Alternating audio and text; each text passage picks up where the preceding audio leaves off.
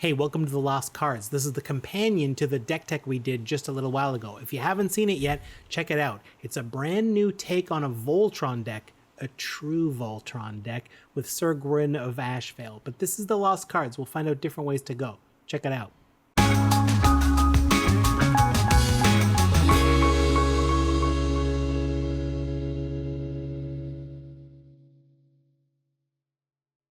All right, everybody, it's Lost Cards for Syr Gwyn of Ashvale, the true Voltron deck. This is a new take on like the mechanics of brewing, like the way you get there. Actually, this is really fun. So I first of all, I gotta say you have to go back and watch the episode because it's a very different episode of Commander's Brew. It's a real different way to brew and get there with this like Mardu deck that we ended up coming up with. Sean really worked with the Discord and like came up with like 4 little decks. It was great.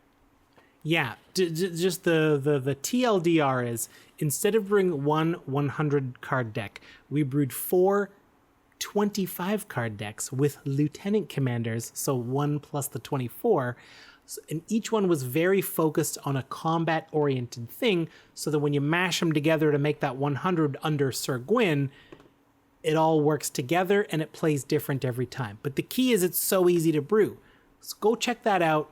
Check out our 4 lieutenant commanders. However, we talked about the notion of like, what if you did a little bit of a mashup idea? Like, it's obviously very fun to look at this and be like, well, what if I had more options to like Voltron together in different ways and do different kind of flavors, even within Mardu. There's so many subtle overlaps, like that we could just pick some new ones and build a little 25, which is to say pick 9 cards.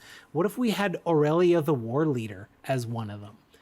This is 2 red, red, white, white, 3/4, flying, vigilance, and haste.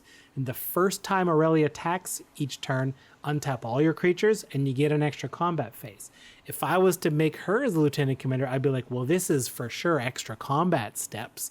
So I'd want to put Morag in there. I'd probably put, I mean, I didn't tab all of these cards, but like just off the top of my head, I could come up with a 9 focused cards that work great with Aurelia that are still combat focused that would go well in that bigger one.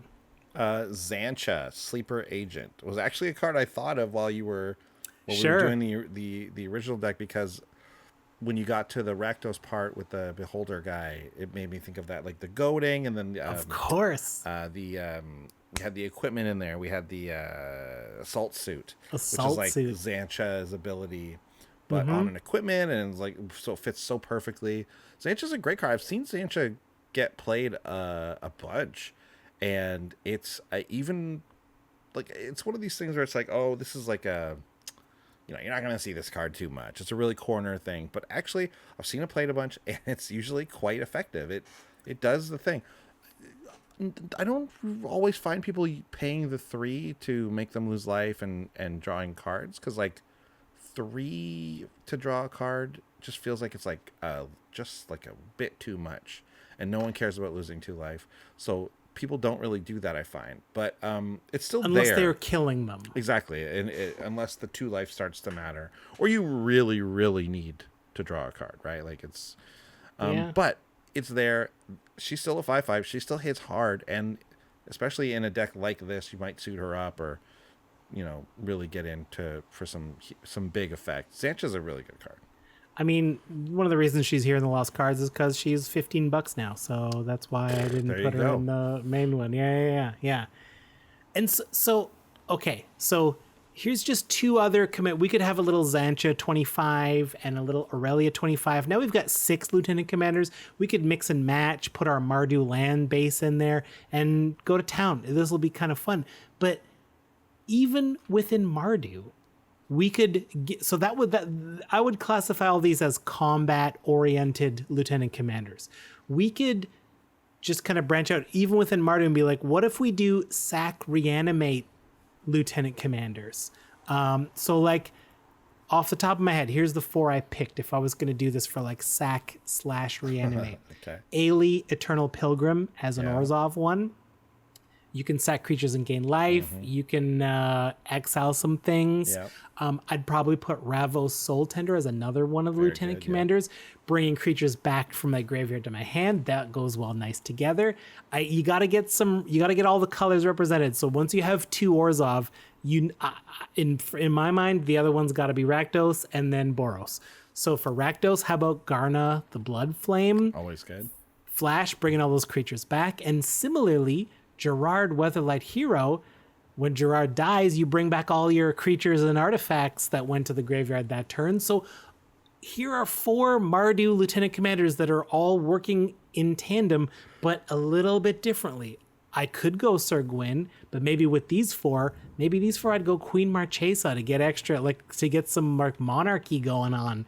So now there's even more incentive to attack. I mean, Queen Marchesa could very well have been the head of the main deck as well instead of Syr Gwyn. But then you don't need the equipment, so then maybe the equipment. Yeah, I was gonna off. say I actually think it changes quite a bit if you put Queen Marchesa in there. It does. This leans towards the goad things and leans away from the equipment, of course. So yeah, this is a very interesting build. It's so cool. Deck. It's so I like fun. This one a lot. It's so fun. And so if you want to play at home, here's the Scryfall. I mean, I can't there's no card for this, but here's what you put into Scryfall. You put type : legendary creature, C = 2. So this will return all the legendary creatures that are exactly 2 colors. I don't want monocolor and I don't want 3 color. That's just the way I like to do this. And then you just pick any shard or wedge and add ID that. So ID Sultai. So this will give you all of the 2 color legendaries that are within Sultai, and you just browse through and you're like, I don't know. So let's try one, Andy. We're gonna try one. What's your favorite? What will give me a shard and we'll brainstorm a couple. Okay, I tried to type this on to our screen and it's not really working. So I'm just gonna forget about that. Everyone who just saw that happen. You can figure out how to search yourself. I mean, I'll add it on later. Yeah. Don't worry about it. Sure. Okay, so let's pick a Give me a wedge. A wedge or shard. A 3 color. Let's go with Esper. Okay, so I'm pulling up all the 2 color legendaries in Esper. I'm seeing, so we're gonna get the white black ones, so we'll see all of those again. I'm seeing some mill. Okay. Ooh, so there's some mill. White, blue. So you're probably gonna see some flying kind of type of stuff matters. I got some Grand Arbiter and I got Brago, so we could get really control-y stacksy, like prison-y type of things. It's funny because I even just right now I'm thinking, Esper is artifacts. There's going to be a big Esper artifact, but the 2 color pairs aren't necessarily that, right? Blue, black blue you don't think artifacts right away, although there are some cards that do it. Same thing with white blue. You don't think artifacts right away, but that's the one that's more artifacty to me. And then white black, I don't really think of artifacts when I think of Orzhov. So it's so interesting how just from the Voltron becomes something totally different. Esper, a lot of Esper decks have to deal with artifacts, but then if you take it from this part and build it up, you might not necessarily think that way, right? It's just a way to different angle to look, and you're thinking on a totally different plane sort of to get to your commander. It's very interesting. Right, and so I'm thinking Silas Wren. Yeah. When he hits, he brings fire. And then who was that person from Dominaria who would let you recast a historic from your graveyard? Yeah, something starts with a K, maybe. And so I might. No, I can't remember. I don't remember. So, and then I might also kind of take a little right turn here, and maybe my white blue. Maybe I'll make a mono white lieutenant commander with Tishar. So I'm bringing creatures back whenever I'm casting historic spells. So my ramp is going to be focused in that. My card draw is going to be focused in that. Rona, Disciple of Gix. Rona. Yeah, right? And then so now we would need a white-black one and we'd need a blue-white one. Like, this is a fun... It's a fun way to do it. Yeah. Experiment, for sure. I really do think it's a very interesting way to come at it. Yeah. You could have a couple of... Like, you could have some mill/reanimate flavor going on. The funny thing is like, you don't have to follow any of the rules of what you've laid out, right? You've said 25 cards. You said, like, we're going to do this. We're generally going to think, and that's like almost like a heuristic way, like a shortcut to how to think about the voltrons. But it's to break a big problem down to a small problem. Exactly, and build it piece by piece, and then smash it together. But you don't necessarily have to follow any of the rules of the numbers. But to just start thinking about building and brewing a commander deck this way is very appealing to me.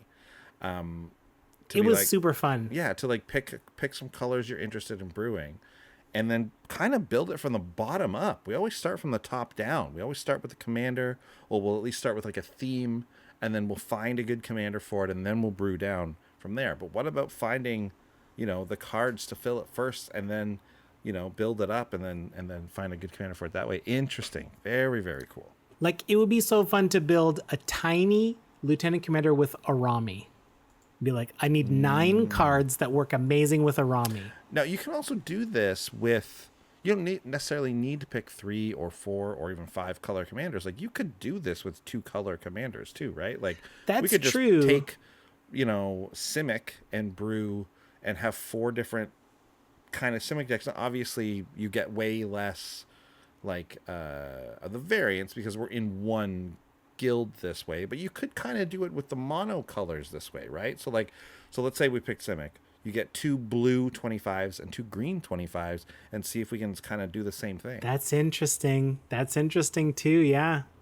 Yeah. Very cool. I love it. I may just brew the next deck this way. Just experiment with it and see how it goes. It's fun. Well, the Discord was popping off. Like, I'll remind anyone, if you want to get in with our Discord, I'll recommend it. You can find out how to do that through patreon.com/CommandersBrew.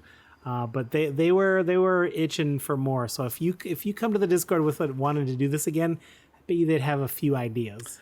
I love it. Well, thanks everyone for watching. This was Lost Cards. Again, go back and check out our Syr Gwyn. Syr Gwyn of Ashvale. Hero of Ashvale. Of Ashvale. Check out Syr Gwyn. Check out the episode from last week because it was a lot of fun, and go even deeper on this. And but we will be back next week with a brand new deck tech, as well as following that up with a brand new Lost Card. So we'll see you then. Bye. Thanks for watching. If you love what we're doing, consider supporting the show by going to patreon.com/CommandersBrew. And if you want to get any of the cards from our deck list, go to our TCG Player affiliate link below.